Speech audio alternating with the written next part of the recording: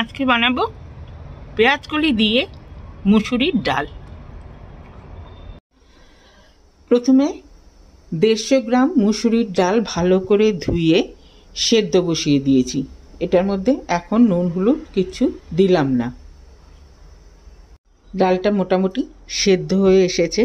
এই ফেনাগুলো কিন্তু ফেলে দিতে হবে, নয়তো ডাল একটা আঠা আঠা মতো লাগে, যেটা প্রেসার কুকারে সেদ্ধ করলে এই আঠা স্লিপারি ভাবটা থেকে যায়। এবারে ডালে একটুখানি কাটা দিয়ে দেবো, তাতে ডালটা খুব ভালো করে মিশে যাবে।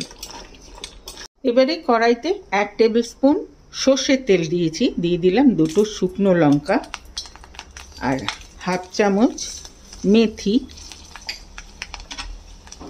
মেথিটাকে একটুখানি ভাজা করে নেব,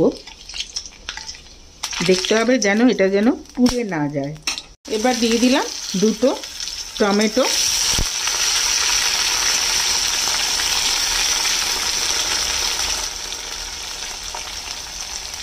ফ্লেমটা কমিয়ে ঢাকা দিয়ে দিলাম, যাতে টমেটোটা সফট হয়ে যায়। মিনিট 2 ঢাকা দিয়ে রেখেছিলাম, টমেটোগুলো সফট হয়ে গেছে।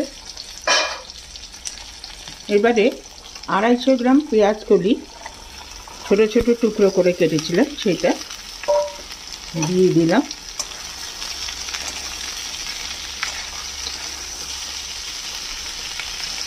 দিয়ে এটাও ঢাকা দিয়ে দেবো।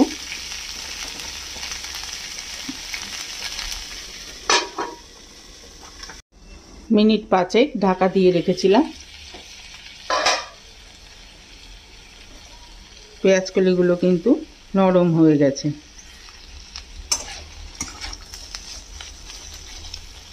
এবারে ফ্লেমটা বাড়িয়ে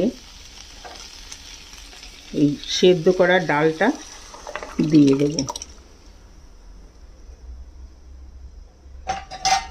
সাথে দিয়ে দেব 3টে লঙ্কা, 1/2 চামচ হলুদ, সল্ট, 1.5 চামচের মতো সল্ট দিলাম। দিয়ে এবার এটাকে ভালো করে ফোটাবো।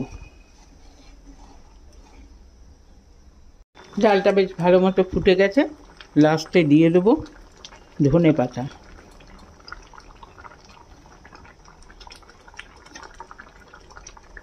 ব্যাস তৈরি হয়ে গেল শীতের মরশুমের খুব টেস্টি একটা ডাল, পেঁয়াজ কলি দিয়ে মুসুরির ডাল। এবার এটাকে নামিয়ে দেব।